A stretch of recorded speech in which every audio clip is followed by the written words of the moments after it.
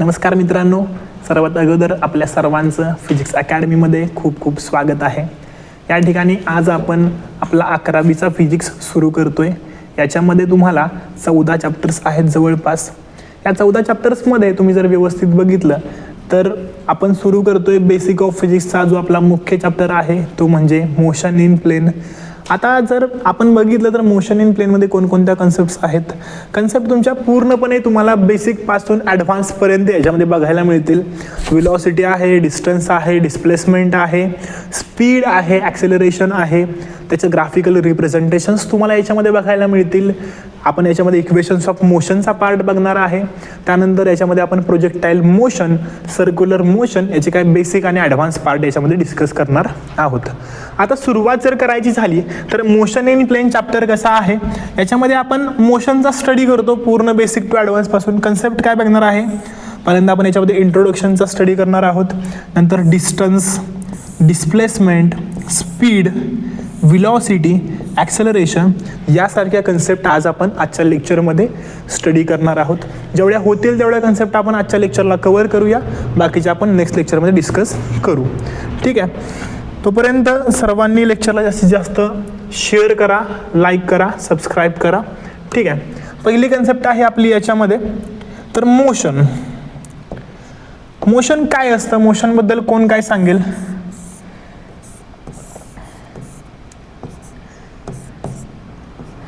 Motion जर आपण व्यवस्थित बघितलं तर याच्यामध्ये तुम्हाला 3 टाईप्स आहेत. किती आहेत?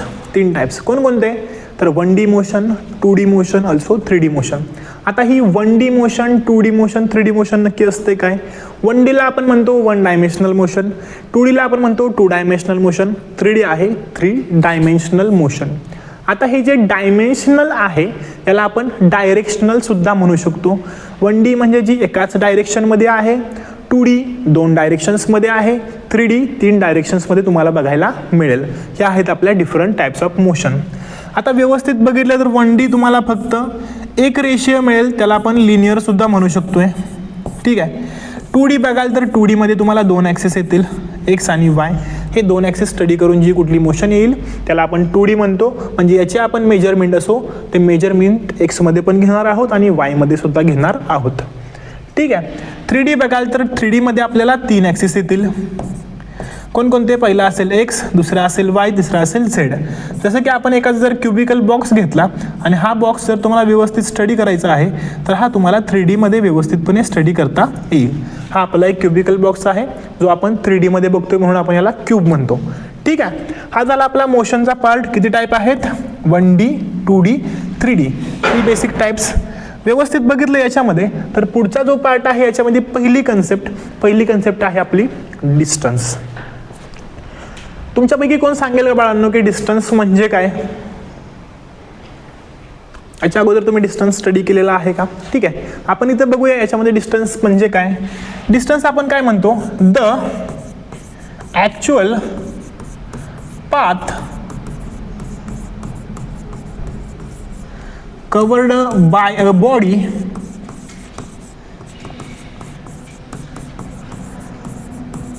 is called as distance.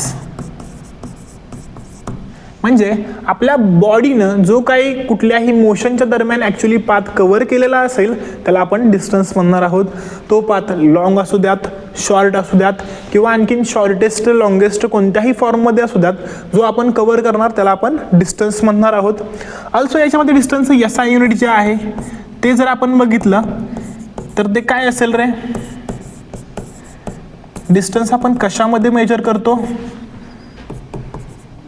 तर ती आपण ऑलवेज मीटरमध्ये मेजर करतो. कशामध्ये करतो? मीटरमध्ये मेजर करतो. ठीक आहे. याच्या पुढची कन्सेप्ट आपण काय आहे ती बघूया. पुढची कन्सेप्ट आहे आपल्याला स्पीड. कोणती आहे? स्पीड. आता स्पीडचे जर एक्झाम्पल विचारलं तर आपल्या इकडे खूप सारी मुलं असतात जी खूप स्पीडनं गाडी चालवतात. असं तुम्ही म्हणाल की सर आम्ही खूप स्पीडनं गाडी चालवतो, आमच्या एवढी स्पीड कोणाचीच नसते. 50चं स्पीड असेल, 60चं असेल, 70चं असेल. नक्की स्पीड कन्सेप्ट काय आहे बघूया. ठीक आहे. स्पीड म्हणजे हा तुमचा एक रेशो आहे. The ratio of distance to the total time taken by the body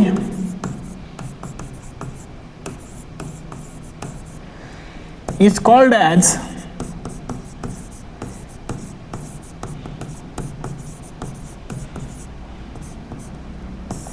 distance.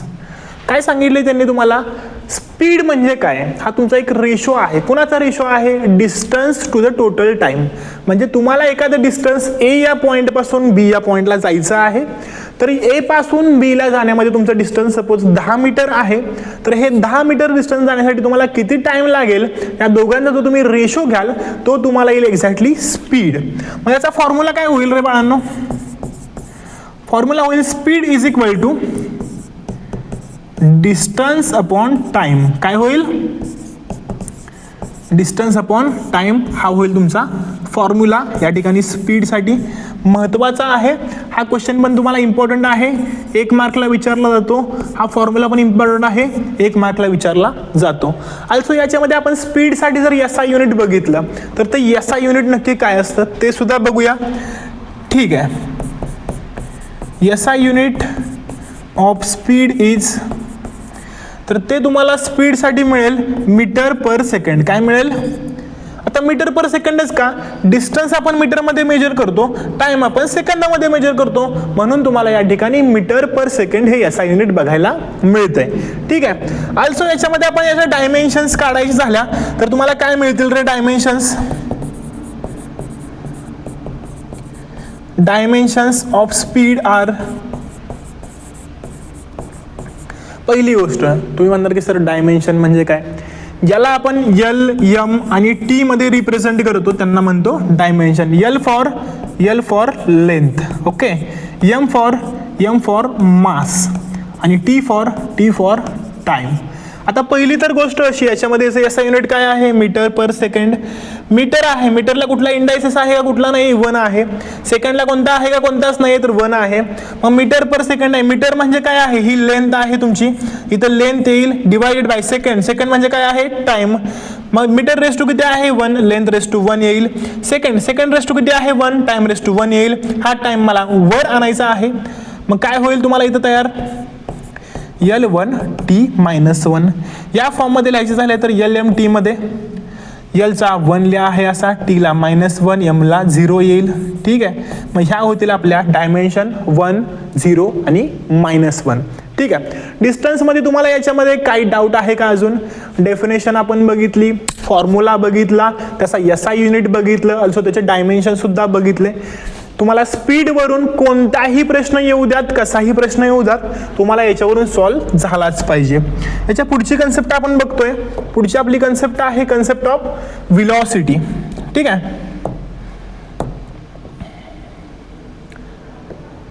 आता व्हेलॉसिटी म्हणजे काय? व्हेलॉसिटीसाठी काय डेफिनेशन वापराल? आता बेसिकली मी जर मुलांना विचारले की बाळांनो व्हेलॉसिटी म्हणजे काय सांगा, तर आतापर्यंत आपण जर व्यवस्थित बघितलं तर आपण स्पीड आणि व्हेलॉसिटी दोघांना एकच म्हणतो. स्पीड म्हणजे व्हेलॉसिटी आणि व्हेलॉसिटी म्हणजे स्पीड.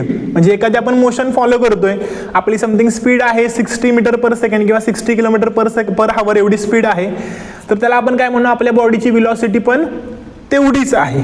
एक्झॅक्टली बघूया व्हेलॉसिटी म्हणजे काय असते. व्हेलॉसिटीला आपण म्हणतो या ठिकाणी, व्हेलॉसिटीच्या अगोदर आपल्याला एक कन्सेप्ट शिकणं गरजेचं आहे, ती म्हणजे डिस्प्लेसमेंट. ओके, डिस्प्लेसमेंट बघूया. याच्यामध्ये आपल्याला कुठं बघायला लागेल? डिस्प्लेसमेंट इथं तर लिहिलेलं नाहीये, आपण इथे एक स्लाइड ऍड करूया. डिस्टन्स नंतर झाली का ऍड? झालेली आहे. सॉरी, अगोदर झाली आहे, स्पीडच्या अगोदर. काय अडचण नाही, इथं आपण बघू शकतो. ओके, कन्सेप्ट आपल्याला बघायची कोणती? डिस्प्लेसमेंट.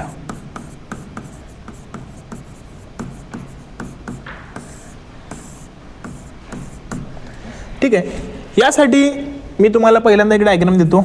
इथं आहे पॉईंट ए, इथं आहे पॉईंट बी. ए पासून बी कडे जाण्यासाठी तुम्हाला 3 रस्ते आहेत. पहिला, दुसरा आणि तिसरा. किती रस्ते आहेत? 3 रस्ते आहेत. तिन्ही पण काहीतरी डिस्टन्स असेल ना. पहिल्याला पण काहीतरी डिस्टन्स आहे, दुसऱ्याला पण डिस्टन्स आहे, तिसऱ्याला पण डिस्टन्स आहे. हवेतून कुठला जात नाहीये. ठीक आहे. मग याच्यामध्ये डिस्प्लेसमेंट कोणती हे आपल्याला फाइंड आउट करायचं आहे. तर डिस्प्लेसमेंटसाठी अगोदर आपल्याला त्याची डेफिनेशन व्यवस्थितपणे समजून घेतली पाहिजे.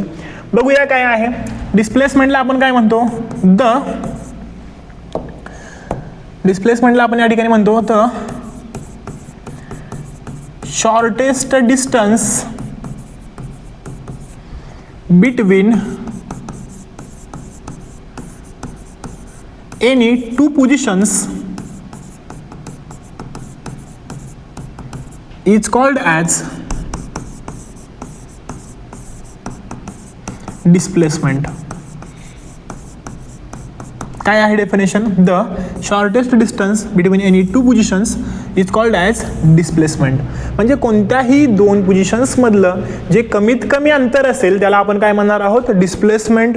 मग याच्यामध्ये बघितलं ए आणि बी कडे जाताना 1 2 3 रस्ते आहेत, त्याच्यामध्ये डिस्प्लेसमेंट कोणते असेल, 2 नंबरचा जो काही रस्ता आहे त्याला आपण डिस्प्लेसमेंट म्हणणार आहोत. ठीक आहे. ऑल्सो डिस्प्लेसमेंटचा SI युनिट कोणता आहे,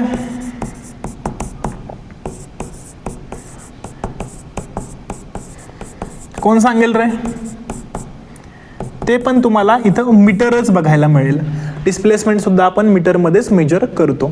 डिस्प्लेसमेंट हे सुद्धा तुमचं एक अंतरच आहे, एक डिस्टन्सच आहे, त्यामुळे तुम्हाला याच्यामध्ये सेम SI युनिट बघायला मिळते. याच्या पुढची कन्सेप्ट आपली होती, कोणती होती रे कन्सेप्ट व्यवस्थित बघितलं आपण, व्हेलॉसिटी डिस्कस करत होतो. ठीक आहे. व्हेलॉसिटी शिकत असताना आपल्याला अगोदर डिस्प्लेसमेंट माहीत असणं गरजेचं होतं, आता आपण शिकून घेतली. व्हेलॉसिटीची डेफिनेशन काय आहे बघूया. या ठिकाणी स्पीड सारखीच टर्म आहे, the ratio of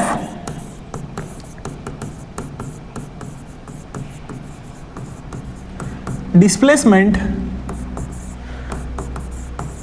to the total time taken by the body is called as velocity. काय दिले डेफिनेशन त्यांनी तुम्हाला, the ratio of displacement to the total time taken by the body is called as velocity. ठीक आहे. यासाठी आपण आणखीन एक डेफिनेशन बघूया बाळांनो, याच्यापेक्षा पण सोपी असेल अशी. ठीक आहे. ट्राय करूया याच्यामध्ये याच्यापेक्षा सोपी आणण्याची. The rate of change of displacement is called as velocity. काय आहे concept, the rate of change of displacement is called as velocity. ज्यावेळेला डिस्प्लेसमेंटचा चेंज होतोय विथ रिस्पेक्ट टू टाइम त्याला आपण म्हणणार आहोत व्हेलॉसिटी. ठीक आहे. मग व्हेलॉसिटीचा फॉर्म्युला या ठिकाणी काय येईल तो बघूया थोडासा आपण इथं.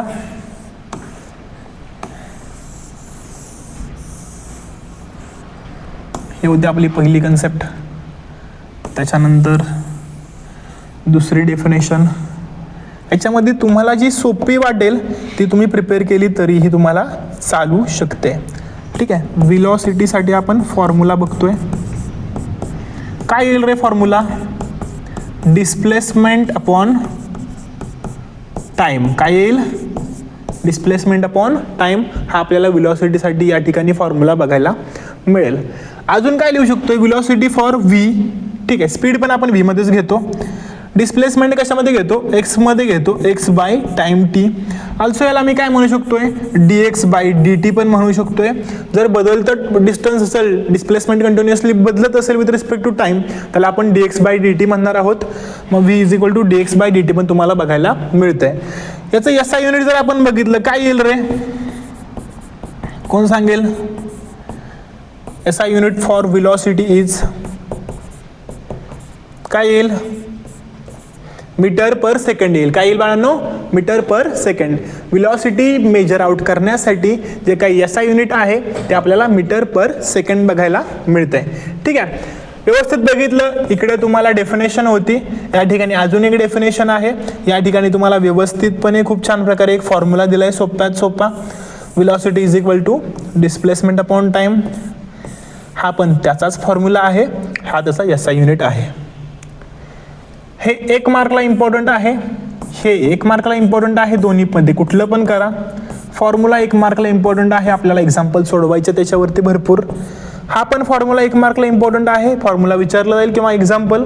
एसआय युनिट तुम्हाला माहीत असावं का, तर प्रत्येक एक्झाम्पलमध्ये तुम्हाला एसआय युनिट कन्वर्ट करावं लागतं. याच्यावरून तुम्ही डायमेन्शन सुद्धा फाइंड आउट करू शकताय. ठीक आहे, पुढचा पार्ट आपण डिस्कस करूया. याच्यामध्ये पुढचा पार्ट जर तुम्ही व्यवस्थित बघितला, पुढचा पार्ट तुम्हाला येईल इन्स्टंटॅनियस व्हेलॉसिटी. कोणता येईल? इन्स्टंटॅनियस व्हेलॉसिटी. कोण सांगेल रे बाळांनो इन्स्टंटॅनियस व्हेलॉसिटी काय असते? तुम्ही म्हणणार की सर व्हेलॉसिटी ऐकलेलं होतं, इन्स्टंटॅनियस व्हेलॉसिटी आम्ही पहिल्यांदाच ऐकतोय, ही कुठली कन्सेप्ट तुम्ही आणली? इन्स्टंटॅनियस व्हेलॉसिटी काय आहे? सेम व्हेलॉसिटीच आहे, याच्यामध्येच एक पार्ट आहे. हा आपण कधी घेतो? इट इज टेकन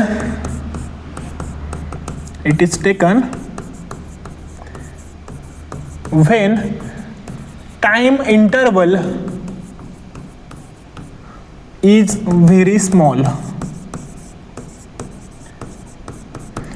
आपण इन्स्टंटॅनियस व्हेलॉसिटी घेतो जेव्हा आपला टाइम इंटरवल असेल तो खूप कमी असेल. जसं की कन्सिडर करूया नक्की काय कन्सेप्ट आहे. फॉर्म्युला याचा सेमच येईल, v = dx/dt. आता याच्यामध्ये जर व्यवस्थित बघितलं तुम्ही लोकांनी, तर इन्स्टंटॅनियस व्हेलॉसिटी आपण काय कन्सिडर करू शकतो? तुम्ही लोक ट्रॅव्हल करताय, म्हणजे याच्यामध्ये तुम्ही ट्रॅव्हल करताय आणि मला एक सांगा, तुमची व्हेलॉसिटी आहे ती इनिशियल केस पासून फायनल केस पर्यंत सेमच असते का रे बाळांनो? तर नसते. याला आपण कशा प्रकारे डिटरमाइन करू शकतो? याला आपण स्पीडमध्ये डिटरमाइन करू शकतो, इन्स्टंटॅनियस स्पीडमध्ये. कशामध्ये?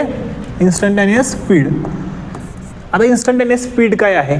तुम्ही लोकांनी, तुम्हाला व्हेकल चालवा येते का रे? टू व्हीलर एखादी? ओके, सगळ्यांनाच येते.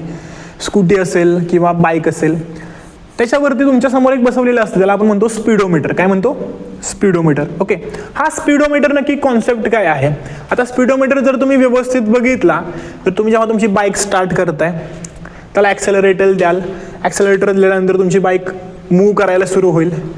जेव्हा सुरू केली एका जागेवरती होती, तेव्हा तुमचा स्पीडोमीटर कुठे होता? 0 वरती होता. त्याच्यानंतर काय झालं? तुम्ही जेव्हा जसे त्याला मोशनमध्ये आणला, स्पीड वाढवत गेला, तो स्पीडोमीटर वर वर वर जाताना तुम्हाला बघायला मिळाला. सपोज तुम्ही 1-2 मिनिटं कंटिन्युअसली एका मोशनमध्ये आहात, एका कंटिन्युअसली एका व्हेलॉसिटीमध्ये आहात. त्याच्यानंतर तुमच्या समोर तुम्हाला एक कोणतरी आडवं आलं, ठीक आहे, एक कुत्रं तुम्हाला आडवं आलेलं तुम्हाला बघायला मिळालं. तेव्हा तुम्ही काय करता? ब्रेक दाबता एकदम. का तर अंगावर जाऊ नये, का तर ते पडेल, नाही तर मी पडेल किंवा दोघं बी पडू. ठीक आहे, जेव्हा तुम्ही ब्रेक दाबता तेव्हा तुमचा स्पीडोमीटर काय होतो? परत खाली येतो. परत तुम्ही पुढे गेला, तुम्हाला एखादा स्पीड ब्रेकर दिसतोय, परत तुम्ही ब्रेक दाबला, स्पीडोमीटर खाली आला, वर आला, खाली आला, वर आला. तुम्हाला हे बघायला मिळतंय. तुम्ही तुमच्या डेस्टिनेशनला पोहोचला, तुमच्या घरी पोहोचला फायनली. याच्यामध्ये तुम्हाला कुठे असं जाणवतंय का रे, कुठली तरी एखादी गाडी आहे, गाडी चालू केली की स्पीडोमीटर गेला 40 वरती थांबला, आणि घरी गेलो बंद केल्यावर तो 0 वरती आला? असं होईल का? नाहीये, हे पॉसिबलच नाहीये. सगळ्या केसमध्ये आपण बघतो की तुमचा जो स्पीडोमीटर असतो, तो स्पीडोमीटर तुमचा पूर्ण इथून पासून इकडं जाऊन पूर्ण इकडं पूर्ण सायकल सगळे कॅरी करतो. हे तुम्हाला प्रत्येक वेळेस बघायला मिळतं. मग हा जो स्पीड दाखवतो, तो कोणती स्पीड दाखवतो? तो स्पीडोमीटर त्या 1-2 सेकंदासाठी तुमच्या गाडीची जी काही व्हेलॉसिटी असेल तुमच्या व्हेकलची, ती व्हेलॉसिटी, ती स्पीड तुम्हाला तो स्पीडोमीटर दाखवतो. म्हणून आपण त्याला काय म्हणतो? इन्स्टंटॅनियस स्पीड, इन्स्टंटॅनियस व्हेलॉसिटी. मग याच्यावरून तुम्हाला सीईडीला पडलेला PYQ होता, speedometer of A vehicle measures. कोणत्याही व्हेकलचा स्पीडोमीटर काय मेजर करतो? ऑप्शन होते स्पीड, व्हेलॉसिटी, इन्स्टंटॅनियस स्पीड, इन्स्टंटॅनियस व्हेलॉसिटी. आपण काय लिहिणार आहे? स्पीडोमीटर स्पीड मेजर करतो, आणि इथंच आपण चुकतोय बाळांनो. आपल्याला उत्तर काय लिहायचंय? इन्स्टंटॅनियस स्पीड हे असेल आपलं एक्झॅक्टली करेक्ट उत्तर. ठीक आहे, मग इन्स्टंटॅनियस व्हेलॉसिटी कॉन्सेप्ट तुम्हाला व्यवस्थितपणे समजलेली असेल. याच्या पुढचा पार्ट आपण बघूया. पुढचा जर पार्ट तुम्ही बघितला, याच्यामध्ये आपण काय एक्झाम्पल्स बघतोय. ठीक आहे, इथे आपण पहिलं एक्झाम्पल कन्सिडर करतोय. एक मिनिट, याच्यामध्ये आणखीन काय आपल्याला ऍड करता येते का बघूया. तर याच्यामध्ये एवढेच एक्झाम्पल आहेत, एवढे म्हणजे आहेत अजून एक्झाम्पल, परंतु आपल्याला सेम एक्झाम्पल ॲक्सेलरेशन कॅल्क्युलेट करण्यासाठी पण बघायचे आहेत. त्यामुळे आपण व्हेलॉसिटी, ॲक्सेलरेशन दोन्हीचे example at the same time ॲक्सेलरेशनमध्येच कॅल्क्युलेट करूया. ठीक आहे, आजच्या लेक्चरसाठी एवढाच पार्ट आपण बघूया. नेक्स्ट लेक्चरला आपण काय ॲक्सेलरेशन, याच्यावरचे खूप सारे एक्झाम्पल्स, याचे ग्राफिकल रिप्रेझेंटेशन आणि इक्वेशन ऑफ मोशन कव्हर करण्याचा प्रयत्न करूया. आजचं लेक्चर कसं वाटलं कमेंट करा, लाईक करा, जास्तीत जास्त लोकांपर्यंत शेअर करा. ज्या लोकांना फिजिक्स टफ वाटतंय, म्हणजे याच्या रिगार्डिंग खूप सारे कॉन्सेप्ट बोलतात की टफ वाटतंय, त्यांनी नक्कीच आपल्या फिजिक्स अकॅडमीसोबत चालू राहा, म्हणजे कनेक्टेड राहा. तुम्हाला नक्की याच्यामध्ये खूप सारी इम्प्रूव्हमेंट बघायला मिळेल, खूप इझी वाटेल, खूप इझी वेनं आपण तुम्हाला सगळे कन्सेप्ट डिलिव्हर केल्या जातील. Thank you so much.